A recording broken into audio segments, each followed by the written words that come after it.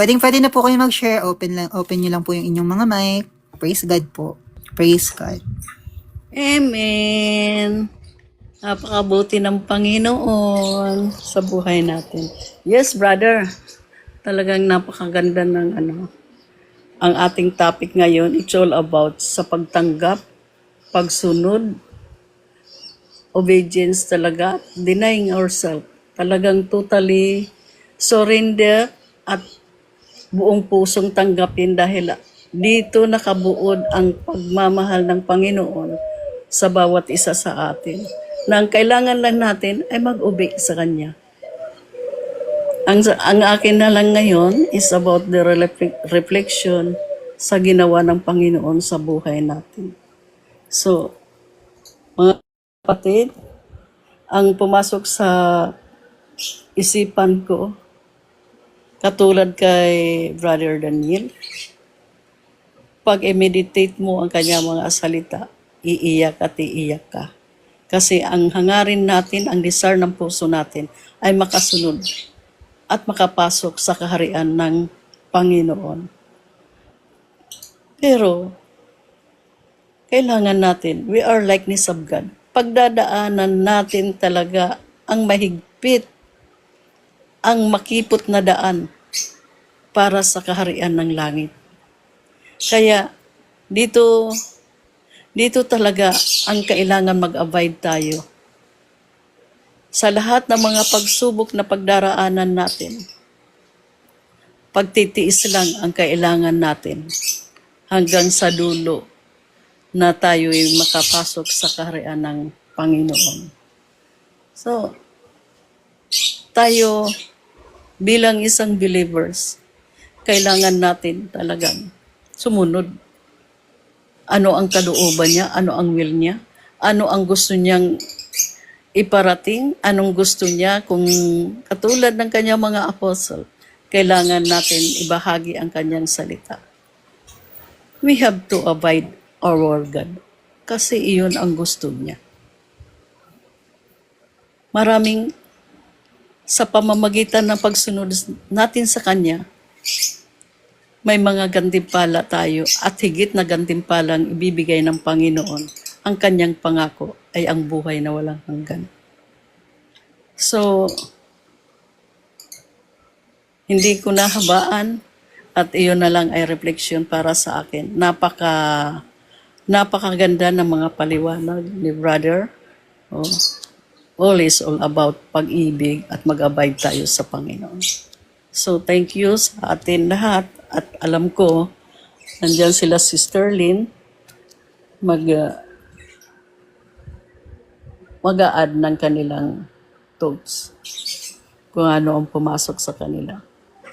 Thank you sa atin lahat. Praise God po. Praise God, Nanay. Talagang about love and about relying on Him and about always on His will po talaga, yung kagustuhan po ng ating Panginoon. Praise God po, Nanay. Praise the Lord. Praise God. Praise God. Mga kapatid, baka po may gusto pa po mag-share sa inyo. Open mic lang po. Hello. Nunahan ko na si Sislin. Magandang hapon mga kapatid. Praise God, no? Bro Daniel, ginamit ng Diyos yung bibig mo. Sumainyo nawa ang biyaya at kapayapaan na galing sa Diyos Ama at Panginoong Jesucristo, mga kapatid. So yung pumasok sa akin dito, no? Yung sa verse 9 and 10, no? Basahin ko lang din, no? Sabi dito, huwag kayong magbaon, sabi ng pinagbilinan ng Jesus yung 12 apostol niya, no? Sabi, huwag kayong magbaon ng pera, 10, o kaya magdala ng bag, damit, na pambihis, sandalyas o tungkod, sapagkat ang manggagawa ay dapat lang na suportahan sa mga pangangailangan niya. So dito sa verse po na to, makikita natin pag ikaw ay itinalaga ng Diyos or tinawag, no? Hindi mo kailangan ng pera. Dahil kung ang Panginoong Yesus, no, yung mga alagad niya, no, nagpapagaling sila ng mga sakit, nangangaral sila ng salita ng Diyos. Yung mga on the spot na napagaling nila, no, Sila yung nagiging pinanser o resources ng mga pagkain, no, ng mga apostol ng Panginoong Jesucristo. Kaya makikita mo dito na siyempre kung on the spot ikaw napagaling ka ng Diyos, ng salita ng Diyos, kasi sa pananampalataya mo, no, kaya ka na gumaling, talagang ma-miss ka. Ay kung mayaman ka at bigla kang naintindihan mo yung salita ng Diyos at bigla kang nagbago, sure ako na tutulungan mo, no, yung mga taong nagpagaling sa iyo, yung mga taong isinugo ng Diyos para magsalita ng salita ng Diyos, no, ng magandang balita. Kaya nga po sa Lucas chapter 8 verse 1 hanggang 3.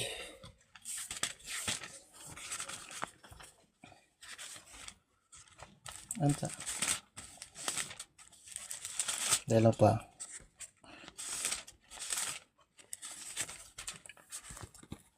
Dito, no, basahin ko din po, no. Lucas chapter 8 hanggang 3 po to, verse 1 hanggang 3. Pagkatapos nilibot ni Jesus ang mga bayan at mga nayon ng Galilea, nangaral siya ng magandang balita tungkol sa paghahari ng Diyos. Kasama niya ang 12 apostol at ilang babaeng pinagaling niya sa sakit o pinalaya sa masasamang espiritu. Kabilang dito si Maria na taga Magdala na pinalaya niya mula sa 7 masasamang espiritu. 3.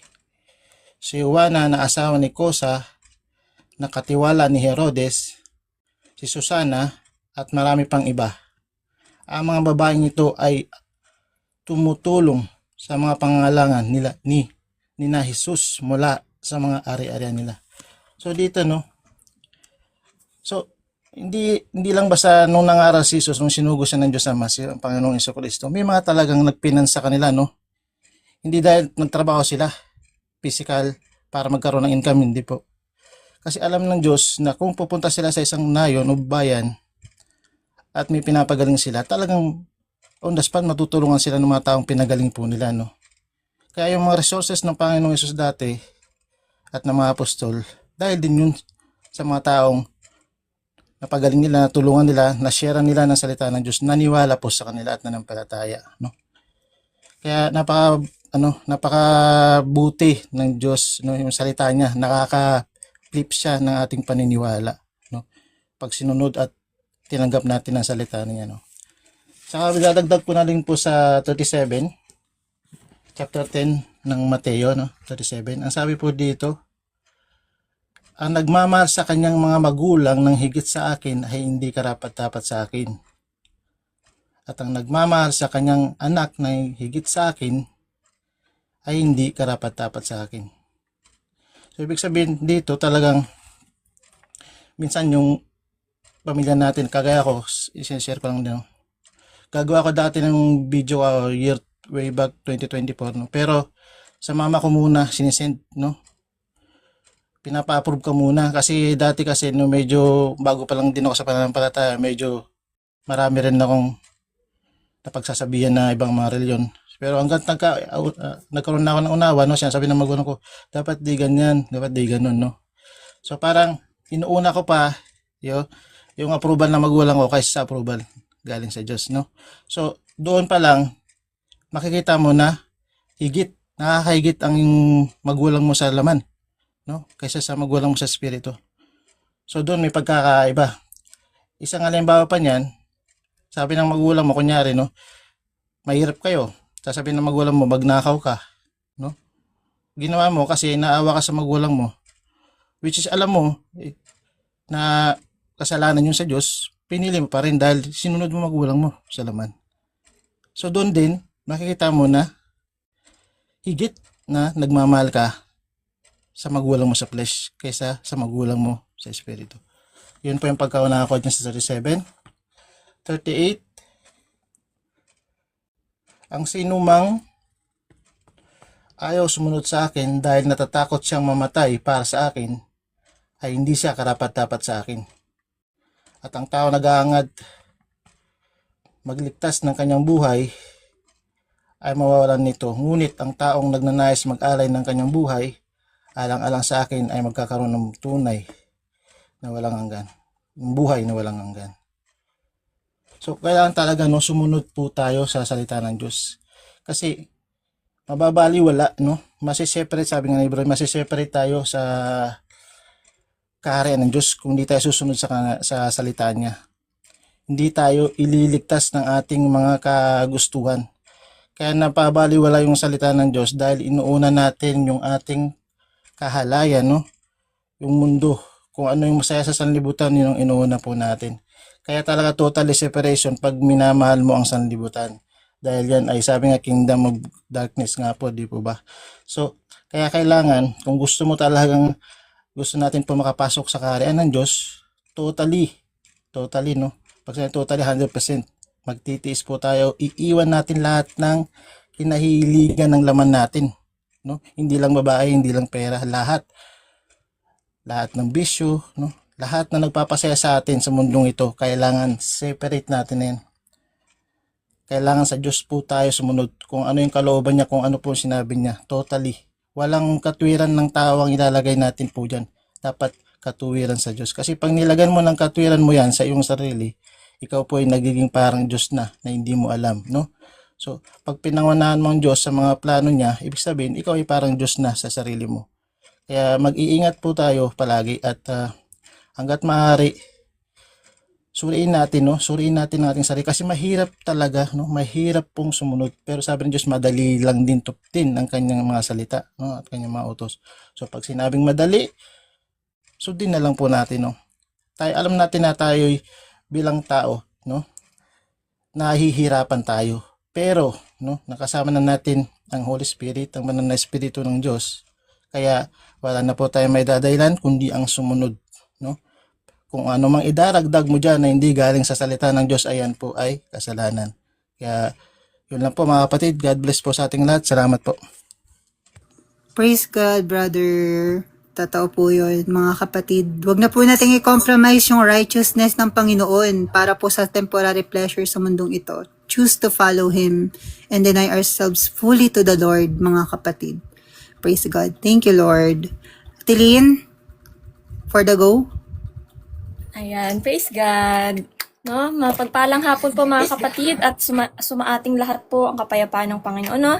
Tulad nga po yung nandito sa topic ni brother na kapag po sila yung mga apostol po, no? O yung mga pinadala ng Panginoon, pagka tinanggap po ng mga tao yung kapayapaan. Diba? Sabi po dito, peace. Alam naman po natin kung sino ang peace. Diba? Panginoong Hesukristo. Tinanggap po natin ang kaligtasan. So, ano po, no? Salamat po kay Lord dahil Holy Spirit, ikaw na ang gumamit ng dila ng aking mga kapatid, si Brother Daniel at mga nag-share, Brother Anthony, Nanay, ang lahat. At mag-add lang din po ako doon regarding dito, no? Sa topic po for today, sa Matthew 10, mga kapatid.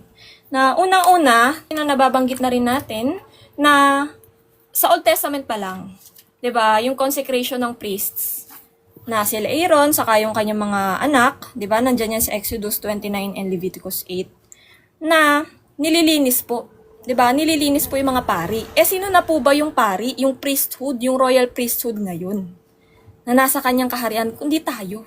Tayo na nakasik ng kanyang kaharian. Tayo na lumapit sa kanya, nagpakumbaba, humingi ng tawad, nagpalinis sa kanyang banal na dugo na naging kapatawaran ng ating mga kasalanan, 'di ba? Naglinis sa ating mga karumihan at ngayon naglilingkod. Kaya nga po nagsesend, 'di ba, ang Panginoon. Katulad natin ngayon sa generation na to, servants. Kaya nga po siya nagsesend. Ay sabi po niya, 'di ba? Nandito din po 'yan sa ibang mga books na laborers are few, but the harvest is plentiful. Kaya pinadala po yung mga apostol para yung mga tatanggap po. Diba? Yung mga tatanggap po ng kapayapaan, kaligtasan, ay siya din po maglilingkod. Kasakasama na rin po. Para maghatid pa po. Diba? Nitong mga bagay na ito. Diba? Ng blessing. Sabi nga ng Panginoon dito, no? Blessing. Sabi po yan sa Luke. Diba? Mababasa po natin yan ng buo dun sa Luke, chapter 10 din po, no? Chapter 10, yung 72, after isend yung 1272 naman yung sinend niya, or sa ibang books, parang 70, sa ibang version 70 or sa ibang version naman 72. Pero, yun mga kapatid, unang-una pa lang, kaya po tayo nililinis ng ating high priest, ng ating Panginoong Hesus, gamit ang kanyang banal na dugo bilang kabayaran ng ating mga kasalanan, ay para tayo maging malinis, consecrated. Tayo na nga po yung royal priesthood. 'Di ba? Kumbaga sa Old Testament, na topic po natin yan, Hebrews 5, siya po yung high priest, tayo naman po, 'di ba, kung si Aaron sa Old Testament, yung mga anak, tayo po yung mga anak eh. Nakasakasama sa gawain na ito. Na kung ano yung ginawa ng ating ulo, ng ating high priest, siya din gagawin ng mga priests, 'di ba, ng mga anak.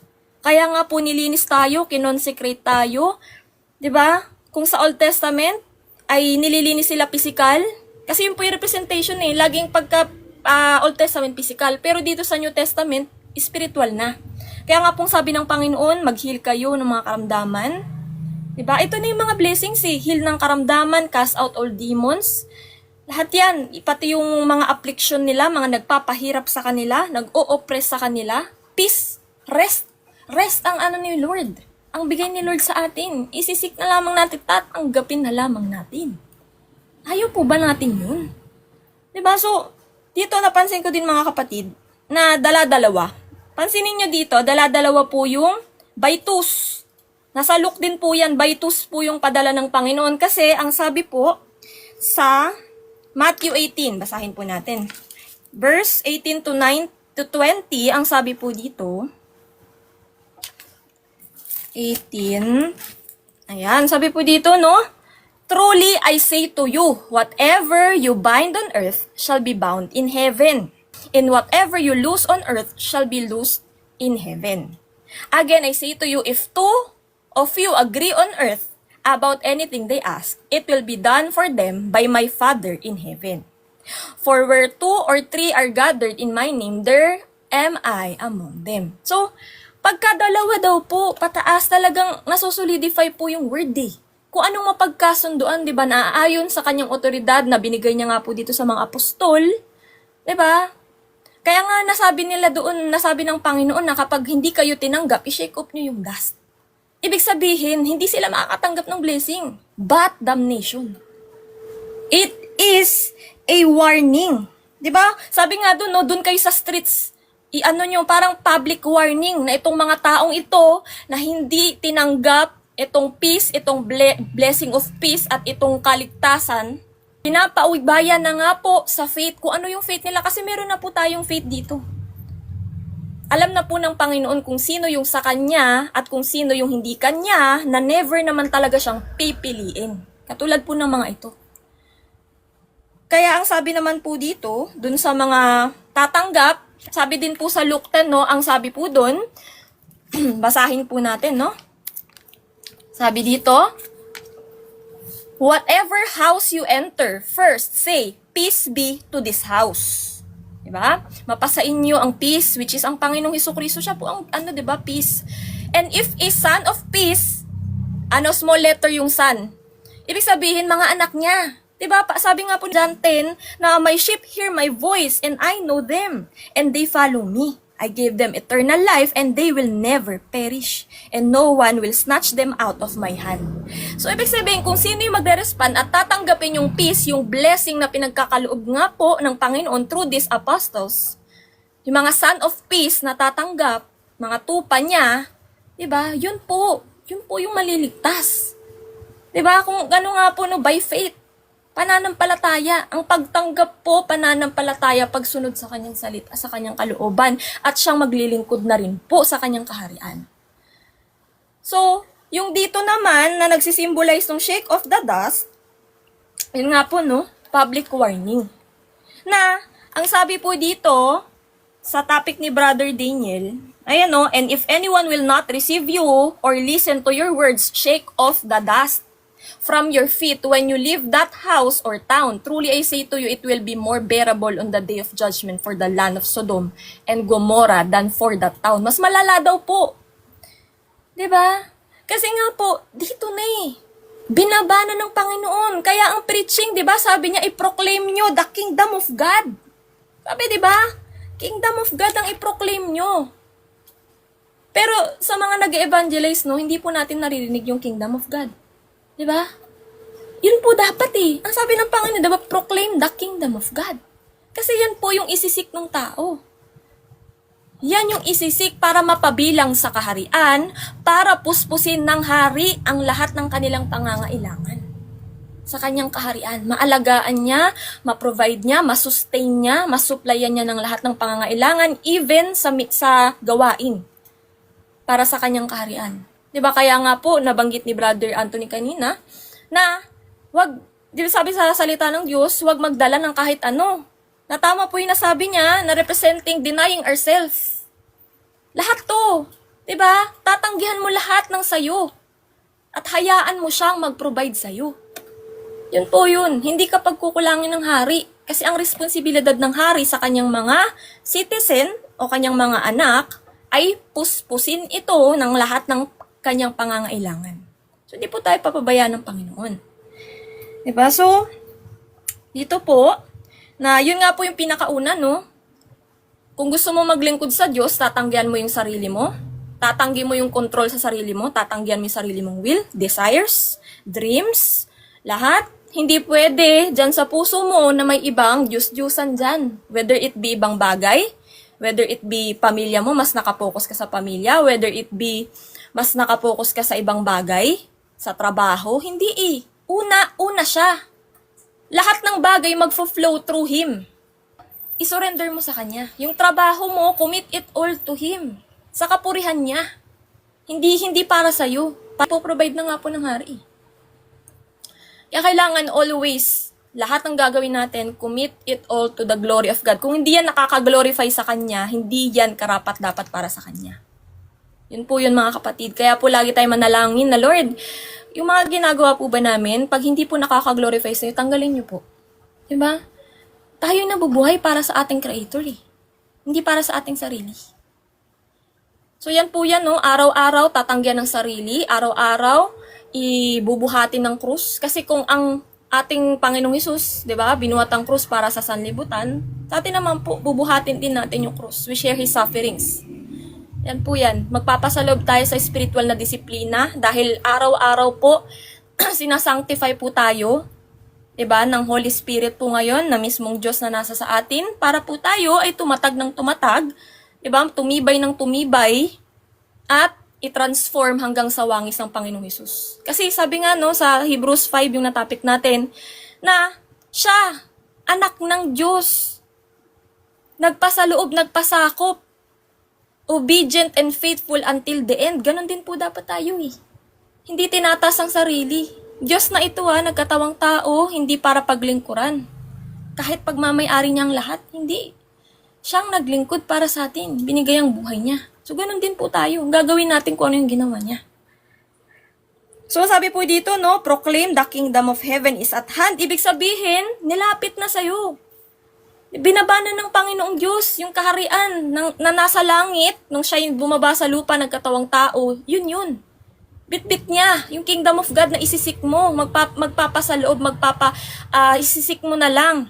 Kailangan mong mapabilang dito, kaya nga sabi niya po, diba nabanggit din ni brother kanina dito sa salita ng Diyos, na huwag kayong maging masaya dahil sumunod yung mga demons sa pangalan ko sa pag-cast out nyo. Maging masaya kayo dahil nakasulat yung pangalan nyo sa heaven. Diba? Ibig sabihin, dito pa lang sa lupa, napabilang ka na, nalista ka na sa kingdom of God. Reflection to eh. Nandito sa lupa, nang sa langit. So dito pa lang, kailangan mapabilang ka na sa kingdom niya para doon mapapabilang ka din. Mirror to. So yun mga kapatid, at yung dito nga po, diba sabi, yung proclaim the kingdom of heaven is at hand, yung kingdom of God, nandito na, isisik na lang. Diba? Ang hari, isik ang hari, tanggapin sa buhay at ipamuhay. Heal the sick, raise the dead, cleanse lepers, cast out demons, receive without pay, give without pay. Kasi siya na nga po yung reward natin eh. Mga kapatid. Kasi ang lahat ng sa kanya, yun ang ipupuspos niya sa atin. Gusto niyo po ba yun? Pinakamataas na reward to. Para nga sa mga Levites, di ba, wala silang mana. Kasi ang mana nila, Diyos. Ang Diyos, ang may likha ng lahat. Lahat-lahat kaya niyang ibigay. Yun ang ibibigay niya sa atin. Tayo na nga po yun eh. Di ba? So, at ang sabi din po, dito, mga kapatid, yun nga po, no, yung persecution will come, na nagbabala ang Panginoon na wala pong maitatago. 'Di ba? Wala pong maitatago sa kanya. Endure until the end po talaga ito. Hanggang sa huli po. Kasi pamumuhay po ito eh. A life of repentance. Hindi ka lang, alam mo, hindi ka niya niligtas para maging kaparehas ka lang ng dating mong pamumuhay. Niligtas ka niya para mabago niya, inside and out, mapabanal, maglingkod sa kanyang kaharian. I-practice ang righteousness. Papunta sa wangis niya, hindi pabalik. Diba? Pasulong po yung lakad, hindi pabalik. Kaya maglilingkod nga po tayo yung representative ambassadors niya, na pinadala niya na katulad ng mga apostol, nire-representa po natin yung kingdom. Diba? So kung i-representa mo yung kingdom, i-represent mo yung king. So dapat i-represent mo siya ng maayos. Do not misrepresent him. Tandaan mo, bit-bit mo yung pangalan niya. We come to him as sinners. Pero hindi tayo mananatiling sinners. I-convert niya tayo, transform niya tayo into the righteousness of God. Yung righteousness niya, diba, yun yung binalot sa atin na siya nating sinusunod ngayon. Kasi hindi nga natin kayang iligtas ang ating mga sarili. Hindi natin kayang magbago sa ating sarili. Alam na alam natin yan. Hindi natin kaya ng tayo lang. Kailangan natin ng Diyos. So, sabi po dito, no, be faithful, endure until the end. Sabi nga po, no, dun sa Revelation, no, be faithful sa Church of Smyrna, na sabi nga dun, no, papasalob sila sa mga tribulations, na yun, be faithful unto death. Hanggang kamatayan po ito. Ipamuhay mo ang Panginoong Hesus. Buhay po ito. Buhay po ito ng Panginoong Hesus. Hindi ito isang beses lang na tinanggap mo siya tas okay na. Hindi. Pamumuhay. Diba? Buhay ng Panginoong Hesus yung buhay mo na ngayon. Habang humihinga ka, ipapamuhay mo siya. Pero pag umalis ka, tumalikod ka na walang ka ng pananampalataya sa Kanya, sa Panginoong Hesus, paano mo mapapamuhay ang Panginoong Hesus? Diba sabi nga niya, until death? So, ang sabi po dito, no? A disciple is not above his teacher, nor a servant above his master. So, kung yung master, ang daming ginawa sa kanya, di ba? This world hated ang Panginoong Hesus. Kinamuhian, lahat dun sa crucifixion niya, di ba? Na tinapik ni Sis Angel sa John chapter 19, tapos sa Psalm 22. Grabe yung hirap niya. Kita mo siya dun, diba? Binuhat niya yung krus, lahat latay ang kanyang flesh. Siya dun, nakahang siya. Tapos, diba, nakapako siya sa krus. Lahat. Diba, iniinsulto pa siya, pinagpustahan pa siya. Ang daming ginawa sa kanya. Dinuraan, diba, ininsulto, lahat na. Tiniis na yun para sa atin. Diba? This is the least thing we can do for Him. To be faithful unto death. To be martyr for Him. Kasi buhay niya na to eh. Hindi na natin to buhay. So kung siya nagsakripisyo ng buhay para sa atin, tayo din magsasakripisyo ng buhay para sa Kanya. Na, sabi dito, no, kung yung master, ganun yung ginawa, what more pa tayo na servant lamang? 'Di ba? Kung tawagin siya, sabi nga dito, no, kung tawagin siya na master of the house of Beelzebul, na demonic nga po, what more pa sa atin? Tinatawag na tayong kulto, 'di ba? Nung mga padala ng kaaway. Kasi nga, itching ear sila. Yung spirito na meron sa kanila, opposing po sa spirito na meron tayo, kaya hindi nila matanggap. Kaya nga po, si Satan, patuloy po na binubulag. Siya nga po yung tinawag na, na hari or Diyos ng mundong ito. Siya yung may hawak dun sa mga sons of disobedience. Yung ayaw sumunod sa Panginoon, sa will niya. Na, nananatili pong bulag, 'di ba, bingi, spiritual. Walang katotohanan sa kanila kasi nungalingan yung pinuput ni Satan, patuloy na binubulag sila kasi nga ayaw nilang tumanggap ng katotohanan. Ayaw nilang magbago.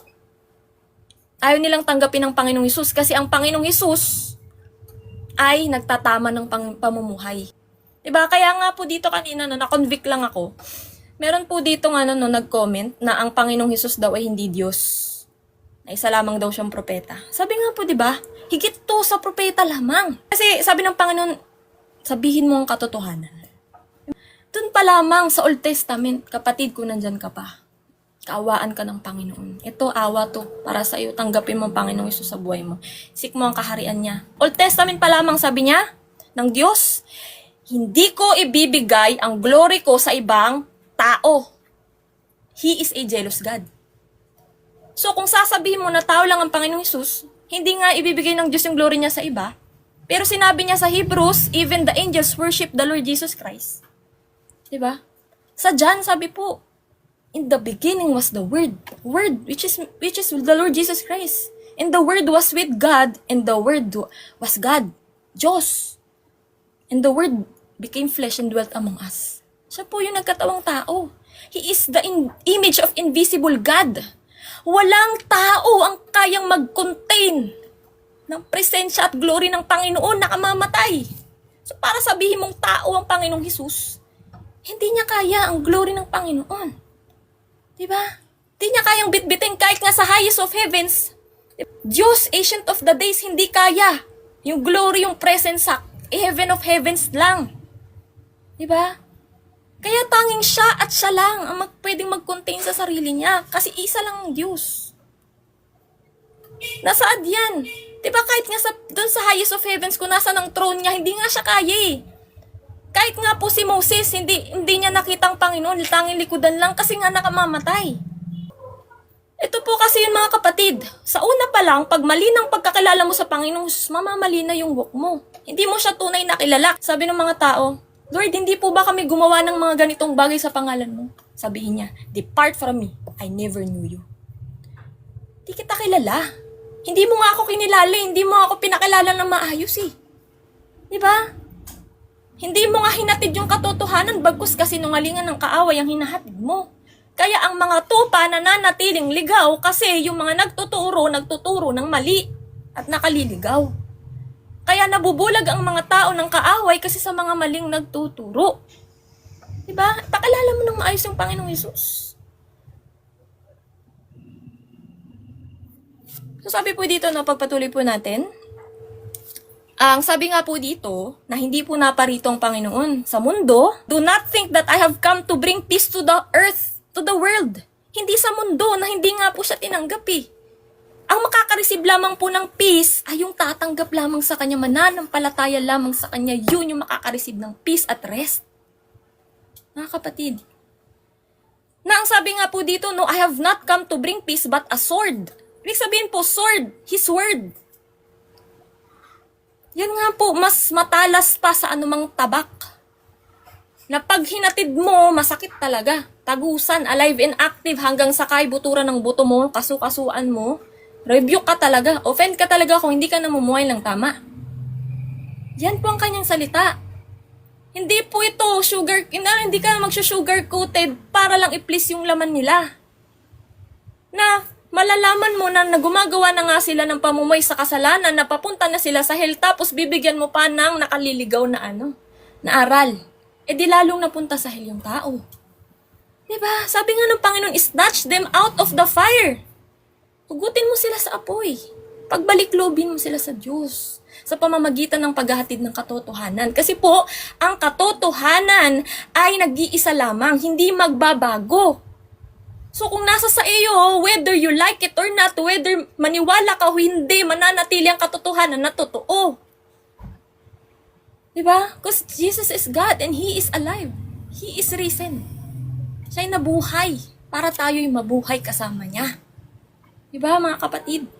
Siya ang Diyos na nagkatawang tao kasi wala nga pong nakaabot sa kaluwalhatian niya na ni sinumang tao. Tanging Diyos, walang kasalanan. Siya na ang nagbayad para sa atin. Tatanggapin na lamang natin. Ang dami niya na pong binibigay, awa, lahat, biyaya, lahat binibigay na niya.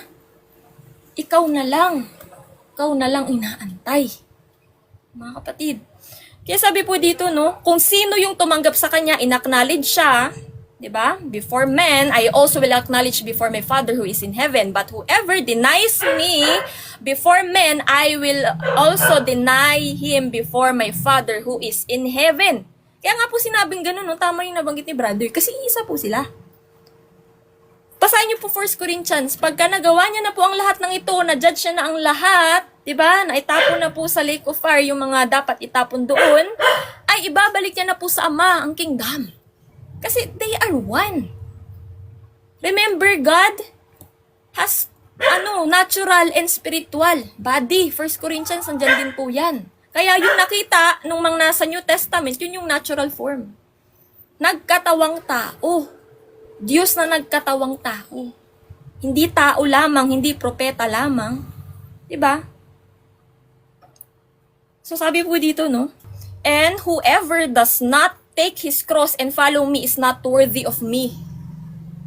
Una pa lamang, diba? Kung hindi mo na nga kinikilala ng tama ang Diyos, paano mo pabubuhatin yung cross niya?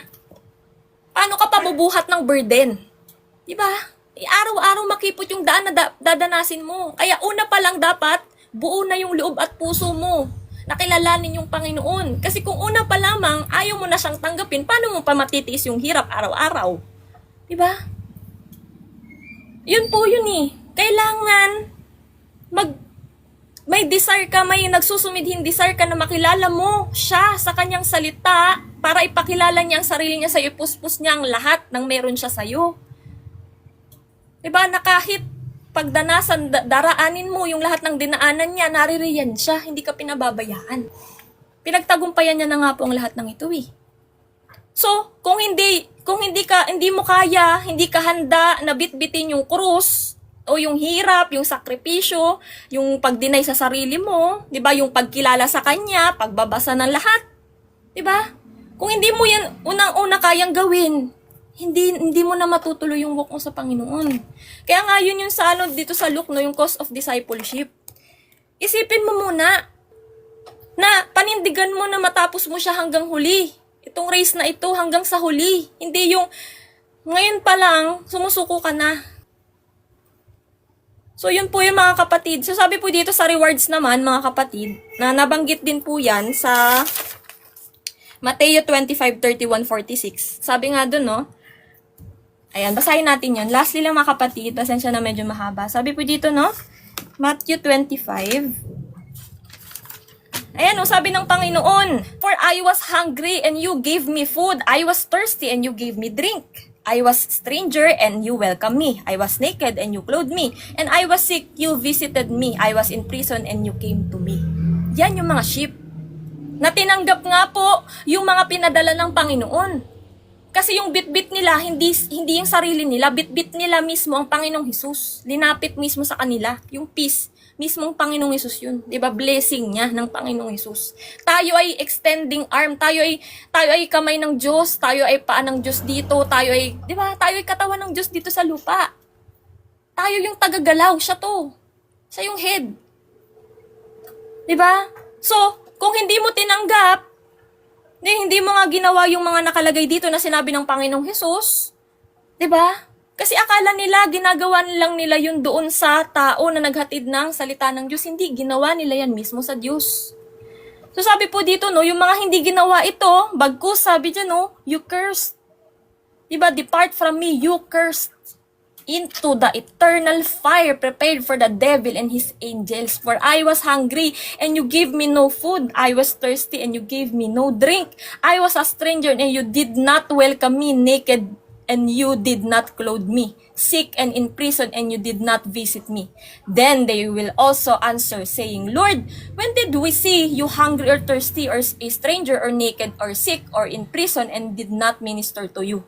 Then he will answer them, saying, Truly I say to you, as you did not do it to the one of the least of this, yung mga pinadala niya, di ba, yung mga apostol, or tayo nga po yung representation ngayon, this generation, you did not do it to me. And this will go away into the eternal punishment, which is lake of fire, but the righteous into eternal life with the Lord Jesus Christ. Dalawa lamang po ito. Wala pong gitna dito.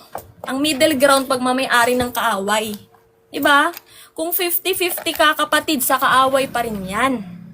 Black and white lang to. Kingdom of God, kingdom of darkness, dalawa lang. Kapag hindi mo sinunod ang will ng Diyos, automatic ang will ni Satan na ang sinusunod mo. So yun lamang mga kapatid. Maraming salamat po. Thank you, Lord. Praise God po. Praise God, praise God. Wala na ako masabi. Grabe si Lord. Thank you, Lord. Thanks be to God. Wala na ako masasabi. Thank you, Lord.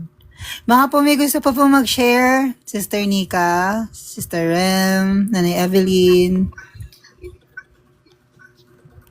Meron, brother. Meron po akong idadagdag. Naput po sa akin during po nitong pagtuturo po ng kapatid natin ni si Brother Daniel. Thank you, Lord. Ginamit niyo po siya sa araw na to. Is, hindi po mag-invest ang Panginoon ng buhay niya, ng dugo niya as sacrifice, substitutionary sacrifice, para po diba sa sin ng mga tao, at yung mga taong na yun na siyang tatanggap sa Panginoon. So nakita na po yun ng Panginoon, di ba nga po siya ang simula, alpha, at ang wakas, omega. So, di ba nga po may free will tayo? At ang Panginoon, hindi niya po sinasabi na piliin mo ako, ganito gawin mo. So, kasi nagiging robot yun controlling po yun. At alam naman na natin pag controlling, kingdom of darkness yan. Kaya di ba po yung freedom na free will binigay sa atin? So, ikaw na ninanudge ng Holy Spirit, kinukonvict ka naman ng balik sa Panginoon, nakita na ng Panginoon na throughout nung journey mo hanggang sa huling hininga mo, na darating yung time na pipiliin mo siya, babalik ka sa Kanya. Kasi di ba nga po, tayo yung nag-run away sa Panginoon, hindi naman po siya yung, di ba po, umalis at lumayo sa atin, tayo po. At di ba nga po, yung sin, di ba nga po ang reason kung bakit di natin siya makita, at ay, yun nga po, at hindi natin siya, at hindi niya tayo marinig because of sin. Yun yung parang barrier, di ba nga po? So, yun po na talagang nag-invest ng Panginoon para sa mga tao. Nakita niya na may mga tao talagang tatanggap sa Kanya. Kaya hindi siya nagdalawang isip na bumaba dito nagkatawang tao, di ba nga po, para tubusin yung mga Kanya talaga, na pipiliin siya. Yung mga tupa niya na, di ba nga po, nabanggit kanina, na kapag narinig ang boses ng Panginoon, makukonvict. Di ba nga po, na para bang, yung salita ng Panginoon na yun, na napakinggan nila, ay tumama sa puso nila. Na i-illustrate ko lang po para pong, ang tawag dito, di ba po, tatay natin ng Panginoon sa Espiritu. So, yung Espiritu natin parang sinusundo ng Panginoon. Di ba nga po, mula dun sa mga kaaway na nag-oppress sa atin, na kung saan ang ginagawa sa atin ay inaalipin tayo. Dahil yan naman po talaga ang gawain ng Kingdom of Darkness. So, yun po, no, na talagang darating yung time. At kapag talagang sinurrender mo na lahat sa Kanya at pinili mo siya, nakita niya Diba, bright yung star mo. Kaya naman, sila Satan, dinidistract ka. Diba nga po? At ganun din, pinuput sa'yo last. Diba nga po? At pagiging ma-pride at iba pa. Kasi yun yung way nila para pigilan ka dun sa assignment at purpose na binigay sa'yo. At kapag nagising ka, natauhan ka, diba nga po, I believe na tinutukoy po doon sa Ezekiel 37, yung dry bones. May napanood din po ako na podcast about dito. Is yung dry bones na yon, it represent a person na kung saan, di ba nga po, binigyan ng hininga ng Panginoon. Diba? Because of His grace, His mercy, binigyan ng hininga. Kaya nga, di ba po, parang army. So, ibig sabihin, di ba nga po, ang king, hindi naman po yan, lagi po yung magbibigay ng guard, ng protection sa mga anak niya, di ba nga po? So, yun po yung naput sa akin, na kapag ikaw na talagang binigay mo yung puso mo sa Panginoon, there is an army behind of you na mag-activate na siyang naghihintay lang simula pa ng pagkabata mo para tanggapin mo ang Panginoon. Kaya naman, yun yung kinakatakot nila. Kaya as long as possible, patuloy ka nilang ino-oppress at sila nagko-control sa iyo sa pamagitan nga ng mind, will, and emotion mo. Pero di ba nga po, ikaw at ikaw lang din sa decision mo, sa free will mo, ang makakaputol po niyan. At ganun din po, yung about sa persecution, with regards po kapag nagbabahagi tayo ng salita ng Panginoon, kasi mga kapatid, nag-i-strike tayo, nagdi-destroy tayo ng altar sa buhay ng mga tao nakakapakinig ng salita ng Panginoon. So, yung mga demonic entities, di ba nga po, na naka-attach sa paligid natin, sa mga pamilya natin, kung sino pa man, so, nanganganib yung altar nila. So, ang gagawin nila, lalo na sa family mo, yun yung gagamitin nila since yun ang may malapit at strong, di ba, emotional attachment ka sa pamilya mo, malambot ang puso mo pagdating sa pamilya mo. So, yun yung gagamitin nila para hindi ka magpatuloy. Kasi nga, di ba, yung light patuloy nang nagliliwanag yung ilaw mo. So, the more na magliwanag yan, pati yung mga altar or yung mga demonic entities na naka-attach dun sa paligid mo or sa tao sa paligid mo, maaalis. Kasi territory to mga kapatid eh. Bawat soul, territory yan. Kaya nga, di ba tayo ay kingdom of God? Ibig sabihin ako, kapag tinanggap ko ang Panginoon, binigay ko ang buhay ko sa Kanya, part na ako ng territory niya. May boundary na ako, hedge of fire. Nandun ako sa kingdom of God. So, yung wala sa will niya, sa kingdom niya, so nandun pa sa kingdom of darkness. At di ba nga, pag nasa kingdom of garments, wala dyan yung garment of salvation. Kasi yung garment of salvation, yan din yung garment of righteousness na binibigay ng Panginoong Yesus. Siya yan, na ating mismong, di ba po, isinuot sa atin. So yun po, at di ba nga po yung garment of salvation na yun, victory yun, abundance, restoration, deliverance. At ganun din po yung kanina na nagtanong about sa last, kung paano niya daw po yun, ma-overcome kapatid, kailangan mo mag-pray and fasting kasi meron po tayong tinatawag na bloodline covenant at bloodline curses. Kasi yan pong nilalabanan mong last, possible na experience din yan ng nanay at tatay mo at ng bloodline mo pa at pinakaninuno mo pa. Nagkaroon po sila ng agreement or covenant kasi po ang Panginoon, ini-honor niya yung covenant. Mabuti man o ito o masama kasi spiritual po yun. At ganun din ay sinip ko ng mga kapatid na kapag tayong ay naging obedient sa Panginoon, naroon yung provision at protection kasi spiritual po yun. At yun nga po, balik po tayo doon para maalis yung lust. Kasi kapatid, kapag ayaw mo yung ginagawa mo pero patuloy mo ginagawa, may stronghold sa yung kaaway. Imagine mo, tinitiik ka niya spiritually para sundin mo yung gusto mo. So yun nga po, diba? Nagigialipin ka nila. So, yun po, ang kailangan mong i-strike is yung root. At yung root na yun is, yun nga po, yung bloodline covenant at curses na nalayapan sa inyong bloodline. So, papalinis po natin yun. So, mag-pray, prayer and fasting po kayo. So, kung kayo man po ay talagang gusto na magkaroon ng deliverance, na parang feeling nyo spiritually, hindi kayo nag-grow spiritually, kumbaga, nadadapa kayo kahit ganito yung ginagawa nyo, nagbabasa kayo. So, i-recommend ko po yung The Year of the Bride fasting. So, kung gusto nyo, panoodin mga kapatid, so search nyo lang siya by Tiffany Montgomery. So, dun po, no, para siyang college course na kung saan binibreakdown para ma-free ka dun sa mga bandages na nakagrip sa'yo dahil nga din po dun sa bloodline covenant, bloodline curses na kung saan dumadaloy sa dugo mo. Kasi nga po yung ancestor mo na pinagmulan ng kaninu-ninuan mo, di ba nga po, bago ka naisilang ngayon, nandun ka pa sa ancestor mo na yon. Katulad nga po, di ba, nung kay Abraham, tapos yung kay Melchizedek. Si Levi, wala pa po nun. Pero di ba nga po, yung nabanggit po doon, sa Hebrews po yun, ay naging effective nung nandun na po si Levi or buhay na si Levi. At di ba nga po, yung mga lahi na ni Levi. So doon po, no, yung covenant po talaga ang kailangan putulin yung kapatid. So yun lang naman po. Praise God. Thank you, Lord. Amen. Praise God. Grabe, no?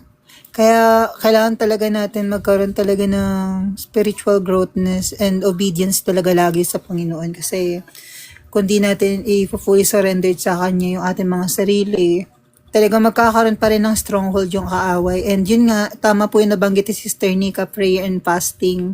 When the time na, yun nga po, na kung struggled po tayo sa isang bagay na yun, even meeting po naman, struggle din po ako sa ganyang bagay. Pero, binibigyan po ng provision ni Lord na mag-fasting nga daw po sa phone kasi isa rin po yung phone sa nagiging dahilan or nagiging stronghold ng kaaway para ma-distract or ma-tempt po na gumawa ng ganong bagay kasi doon din po yung nag-i-start. Lalo na sa mga gadgets or sometimes sa isipin natin. Lalo na nga po, mostly ang pinakaginagamit ng kaaway ngayon, lalo sa generation natin, is yung gadget po, mga kapatid. Kaya po, ngayon, ito rin reminder din po sa atin ng Panginoon, lalo kung ito po yung nagbibigay lalo sa atin ng temptation to commit that sin, we need to fast using phone. Fast on social media, and fast on, alam niyo po yun, on everything na nagbibigay po or nakakapagbigay commitment po sa inyo sa paggawa ng kasalanan. Sinabi nga po yan, no, sa Matthew 5, yung about sa lust. if your right hand committed you to sin, cut it off. Meaning, i-cut off po natin yung mga bagay na nakakapagpakumit po sa atin ng kasalanan. Phone, or anumang bagay yan, or stuff man po yan, we need to cut off. We need to fast on it. Kaya yun po yung mga kapatid, yung laging pinapaalala and nire-remind po sa atin ng Panginoon. Praise God po. Baka po may gusto po pong mag-share, mga kapatid, bago po tayo mag-closing prayer. I-add lang po ako. Okay, With regards go. din po sa nabanggit niyo. So, yun po, no, bukod nga po dun sa tigil or pag self-control natin, paglayo natin sa mga possible na gamitin ni Satan to attempt us. Kasi mga kapatid, before we sin, inisip muna natin yan. Kaya nga po, di ba, sinabi sa James na ipalinis natin sa Panginoon yung ating puso, diba po, lalo na yung mga pabago-bagong isipan, kasi bago po talaga natin gawin, sabihin, diba nga po, or gawin yung act like lust, or gumawa ka ng kalumihan sa sarili mo, may naput na dyan sa isip mo. Kaya nga po, diba, renewing yung ating mind, talagang pagpapasako po sa Panginoon. So, yun lang po. Thank you. Praise God. Baka po may gusto po mag-share. Mababasa niyo po pala yun sa Romans 12 verse 2. Do not be comforted to this world, but be transformed by the renewing of our minds. Renewing of our minds daily po. When the temptation comes, palinis niyo po sa Panginoon, run to Him, ipa-cleanse niyo po yung inyong isipan, ipabago niyo po sa Kanya yung inyong isipan, at ipuput niyo po dyan sa inyong isipan, focus on me, and not on the things or the temptation po na kung ano man yung mga pinuput ng kaaway dyan sa iyong isipan. Focus on Him. Yun po yun, yung sinasabi ng Panginoon sa Kanyang salita. Praise God po. Baka po may gusto po mag-share before po tayo mag-closing prayer. Open mic lang po kayo.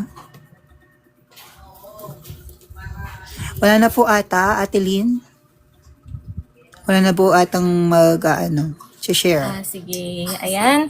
So, tayo po ay manalangin ng mga kapatid, no? Magpasalamat po tayo sa Panginoon dahil nabusog na naman po tayo sa lahat ng ating mga narinig, mga natutuhan at nawa po, no? Ito'y tumatak sa ating isip at puso at maisabuhay din po natin. Tayo po ay yumuko at pumikit at pwede rin pong itaas ang inyong mga kamay, mga kapatid, para sa ating Panginoon. Taas din natin ang pangalan niya para sa ating mga buhay, mga kapatid. Yumuko po tayo pumikit at manalangin na po. Panginoong Diyos po naming makapangyarihan sa lahat. Maraming salamat, Panginoon, dahil sa hapon na ito ay kalooban niyo po ang tunay na nakapagpabusog sa amin, katotohanan sa inyong salita at lahat ng mga revelasyon niyo, Panginoon, lahat ng mga natutunan namin sa inyong salita. Maraming salamat, Panginoon, at nawa marami po kayong na-reach na inyong mga lost ships at yung mga wala pa sa inyong kawan, Panginoon, ay nawa po ay mahipo niyo ang kanilang puso at madagdag na rin po dito sa inyong kaharian at maglingkod na rin po. Natulad nga sa inyong salita, ang sabi niyo po, that the laborers are few, but the harvest is plentiful. Kaya po kami na inyong mga lingkod, inyong mga anak, ay pinapadala niyo po sa mga tao upang ipalaganap ang inyong banal na salita, ang inyong kingdom gospel, nang upang yung iba niyo pa pong mga lost sheep, mga tupa niyo, Panginoon, ay matipon na at mapunta na rin po dito. Nawa, Lord, send more laborers, Panginoon. I speak your name, Lord Jesus Christ, into the hearts of the people, yung tunay na makikinig at susunod at isisik ang inyong kaharian, Panginoon.